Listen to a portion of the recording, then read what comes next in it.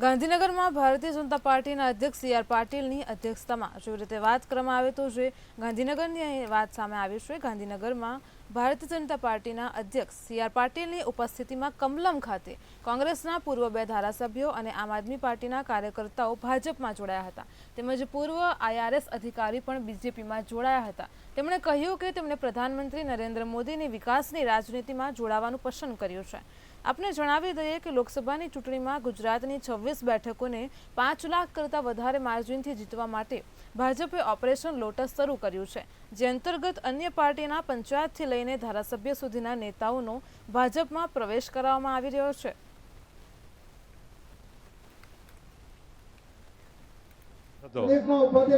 પણ મારા ભારતીય જનતા પાર્ટીમાં જે જોડાવાના 2 મુખ્ય કારણો છે। એમાં એક તો જે ડિપાર્ટમેન્ટમાં કામ કર્યું છે, ડિપાર્ટમેન્ટમાં 35 વર્ષ મેં કામ કર્યું છે।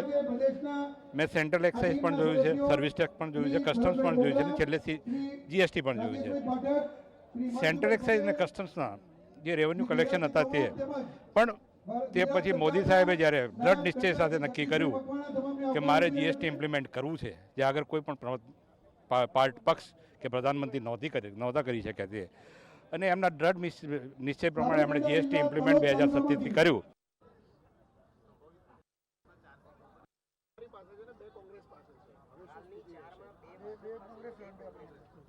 સ્વાભાવિક છે કે આપે જોયું છે એમ 156 બેઠક સાથે ગુજરાતની જનતાએ વિધાનસભામાં ભારતીય જનતા પાર્ટીને ગુજરાતના સંસદીય ઇતિહાસમાં ન મળ્યું એટલી સીટો આપી છે। તો 4 સીટોમાં 4 ઉમેદવારો ભારતીય જનતા પાર્ટીના રાજ્યસભામાં ચૂંટાવાના છે। એમાં કોઈ અવાજ આવે છે?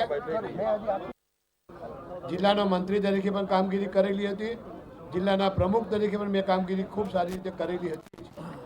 12 થી 17ની અંદર ધારાસભ્ય તરીકે પણ ડભોઈ વિસ્તારને ખૂબ વિકસિત કર્યો છે અને અનિવાર્ય સંજોગોને લીધે પાર્ટી છોડવી પડી, એ અમારી ખૂબ મજબૂરી હતી।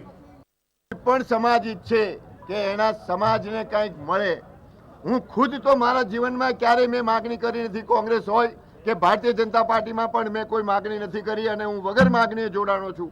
પણ કોઈ પણ સમાજ એવું ઈચ્છે કે એના સમાજને ક્યાંક ને ક્યાંક પ્રતિનિધિત્વ મળે। મારા સમાજને જો પાર્ટી ક્યાંય ને ક્યાંય પ્રતિનિધિત્વ આપશે તો મારા જીવનની મને સૌથી વધારે ખુશી હશે।